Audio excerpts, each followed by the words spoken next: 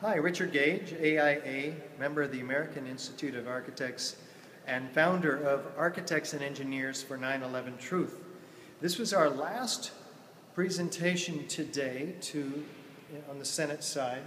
We have been at Senator Jeff Flake's office of Arizona, his constituent being our own Pamela Senzee, Action Group team leader at AE911Truth and coordinator for the Rethink 9/11 campaign. Pamela, how did you think it went today? I thought it went very well. He asked intelligent questions and he seemed engaged and interested. He committed to reviewing the evidence that was presented to him, and he gave us a lot more time than he had initially committed to.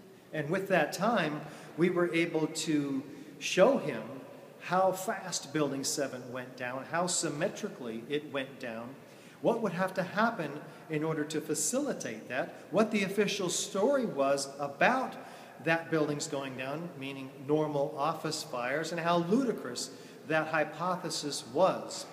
And we saw the small scattered fires that were said to have brought this building down to the ground symmetrically, shattering the entire structure in 7 seconds.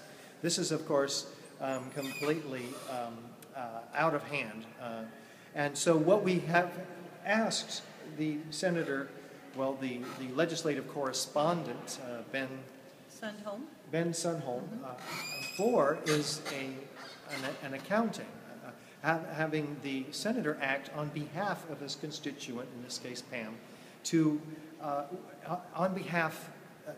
advocate to NIST, the federal agency, to release the computer input data for World Trade Center 7.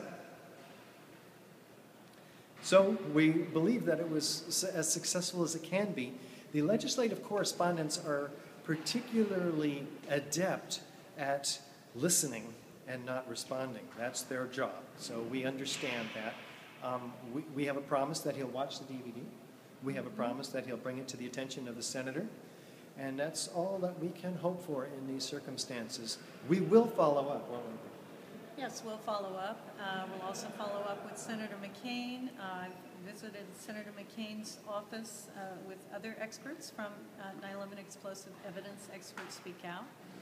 And we've just visited Senator Flake's office. And the other thing that stood out for me was that Richard Gage and myself and others pointed out to Ben Sundholm that if there are so many experts that are challenging the official account for 9/11 based on hard science and forensic evidence, that given the many draconian measures that are based on the official account for 9/11 and the wars that have taken place based on that official story, that our representatives really have a responsibility and a duty to examine this science and evidence that these experts are putting forth.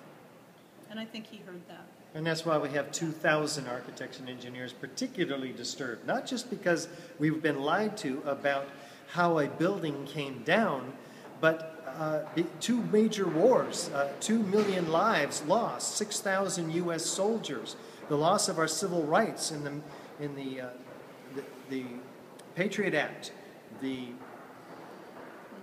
NDAA, and the Military Commissions Act. These are very serious threats to our civil liberties, obviously, First and Fourth Amendment. And we have the destruction of our economy that all goes back to 9/11. And our privacy, of course, we're being spied on. These are auxiliary issues for architects and engineers for 9/11 Truth, but we are not ignoring them. We're not blind. We're not sticking our heads in the sand about these issues.